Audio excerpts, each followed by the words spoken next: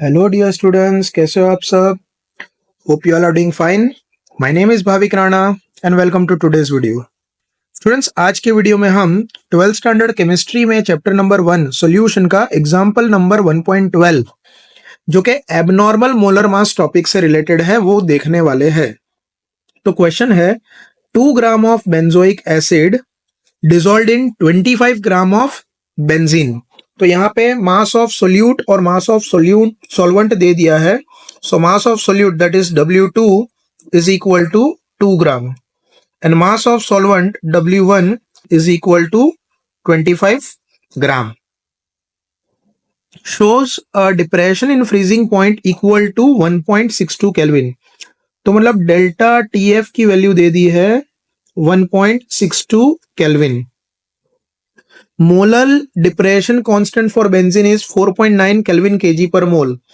मतलब यहाँ पे KF दे दिया है 4.9 केल्विन केजी पर मोल।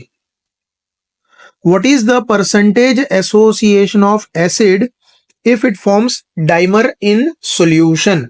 ठीक है स्टूडेंट्स, तो यहाँ पे अगर हम सोल्यूट का मोलर मास कैलकुलेट करें, दैट इज बेंजोइक एसिड का अगर हम मोलर मास कैलकुलेट करें तो स्टूडेंट्स ये आएगा 122 ग्राम पर मोल। ठीक है, और यहाँ पे हमें कैलकुलेट करना है परसेंटेज एसोसिएशन। तो पहले हम डिग्री ऑफ एसोसिएशन कैलकुलेट करेंगे, दैट इज अल्फा, और उसको मल्टीप्लाई बाय 100 करेंगे तो वो हमें मिल जाएगा परसेंटेज एसोसिएशन। तो यहाँ पे हम सबसे पहले वेंट ऑफ फैक्टर आई की वैल्यू कैलकुलेट करेंगे by using formula delta TF is equal to IKFM। ठीक है, तो उसके लिए हम मोलालिटी पहले कैलकुलेट कर लेते हैं। Molality, so molality is equal to W2। Students, ये वेंट ऑफ फैक्टर वाले जो न्यूमेरिकल है ना, उसमें delta TF is equal to I into KF into W2 into 1000 upon M2 upon W1, ये फॉर्मूला ना यूज करके हम मोलालिटी पहले से कैलकुलेट करेंगे क्योंकि आगे इसकी जरूरत पड़ेगी। तो मोलालिटी है W2 into 1000 divide by M2 into W1। So that is W2 की वैल्यू हम ले लेंगे 2 gram into 1000 whole divide by M2 जो होगा 122 ग्राम पर मोल इंटू W1 हो जाएगा 25 kg। हाँ स्टूडेंट, देयरफॉर मोलालिटी अगर ये कैलकुलेट करेंगे तो आएगा 0.655 मोल पर kg। ठीक है, ये आया मोलालिटी। अब इसको यूज करके हम डेल्टा TF कैलकुलेट करेंगे। So delta TF is equal to IKFM और I को सब्जेक्ट बनाएंगे, so that is delta TF upon KFM, क्योंकि हमें van't Hoff factor I calculate करना है। सो डेल्टा TF कितना है student? 1.62 kelvin.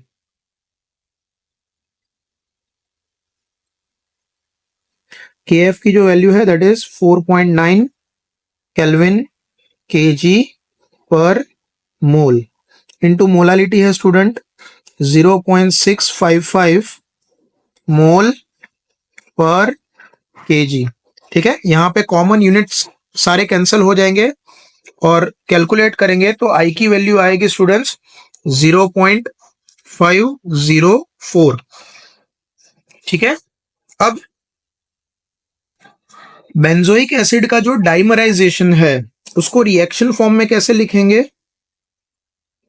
So 2 moles of benzoic acid that is C6H5COOH reversibly dimerizes, जिसको हम C6H5COOH ट्वाइस के फॉर्म में लिख सकते हैं। ठीक है, अब अगर स्टूडेंट्स आपको 11th स्टैंडर्ड का इक्विलिब्रियम चैप्टर याद हो तो उसमें हम इनिशियल कॉन्सेंट्रेशन जो है वो यहाँ पे क्योंकि 2 है तो 2C लेंगे और C हमारा मोलालिटी होगा। ठीक है, और इनिशियली ये डाइमराइजेशन हुआ नहीं होगा। Let us say at equilibrium जो डाइमर फॉर्म है उसका अमाउंट है C alpha, where alpha is degree of association and C is original concentration. तो रिएक्टेंट हो जाएगा 2C माइनस 2C अल्फा। ठीक है स्टूडेंट, अब ये 2C क्यों लिया, 2C अल्फा क्यों लिया, ये इक्विलिब्रियम चैप्टर में पढ़ते हैं। टेक्स्ट बुक में यहाँ पे सी अल्फा की जगह x ले लिया है, ठीक है। एंड यहाँ पे x/2 लिया है रिएक्टेंट साइड, तो प्रोडक्ट साइड, और रिएक्टेंट में x लिया है। मैंने 2x लिया रिएक्टेंट में, तो प्रोडक्ट में x ले लिया, ठीक है। x is equal to C alpha. Textbook में जो x दिया है that is nothing but C alpha, पर मैंने जो ये सी अल्फा वाला फॉर्म लिया है वो 11th स्टैंडर्ड में इक्विलिब्रियम चैप्टर में हम जैसे पढ़ते हैं वो मेथड से लिया है, ठीक है। नाउ वेंटो फैक्टर की एक फॉर्मूला टेक्स्ट बुक में दिया है, that is number of particles after association upon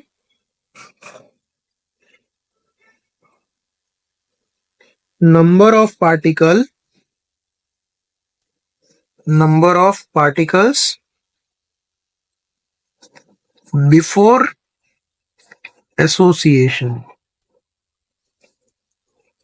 तो स्टूडेंट्स ये समझो, number of particle after association जो है ना, that is this plus this, ठीक है। तो इसको हम कैसे लिखेंगे, 2C minus 2C alpha plus C alpha, ठीक है, upon number of particle before association कितना था, तो दैट इज दिस 2C, है ना। तो इसको हम लिखेंगे 2C।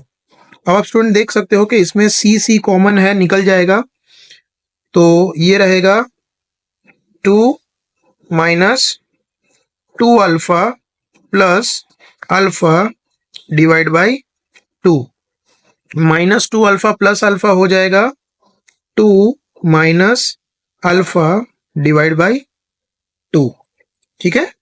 Now this is equal to I, और I की वैल्यू हमने निकाली है 0.504, है ना। तो ये हो जाएगा I इज इक्वल टू 0.504, ठीक है। 2 को अगर वो साइड ले जाए तो therefore 2 minus alpha is equal to 0.504 into 2, ये हो जाएगा 1.008, and therefore alpha is equal to 2 minus 1.008 which is equal to 0.992, ठीक है। Therefore alpha is equal to 0.992। Find क्या करना है, percentage association. Therefore percentage association is equal to alpha into 100, ठीक है, alpha into 100 which is equal to 99.2%। तो ये है आंसर। अब स्टूडेंट टेक्स्ट बुक में कैसा किया है, इन्होंने आई की वैल्यू फाइंड नहीं किया है। टेक्स्ट बुक में बिना आई के delta TF is equal to KF into W2 into 1000 divide by M2 into W1 का फॉर्मूला यूज करके M2 कैलकुलेट किया है, एब नॉर्मल मोलर मास, ठीक है, एब नॉर्मल मोलर मास किया है। उसके बाद उन्होंने, हमने जो आई का ये फॉर्मूला यूज किया ना, ये वाला फॉर्मूला, उसकी जगह उन्होंने आई में वो फॉर्मूला यूज किया molar mass upon abnormal molar मास, तो उससे उनको आई की यहाँ पे वैल्यू मिली, ठीक है। और फिर ये चीजें करके जो अभी यहाँ पे आप स्क्रीन पे देख रहे हो, उसमें उन्होंने सी अल्फा की जगह x लिया है, x/2 ले लिया है, ठीक है। यहाँ पे उन्होंने x/2 ले लिया है, और यहाँ पे जहां हमने 2C लिया है उन्होंने C लिया था, ठीक है।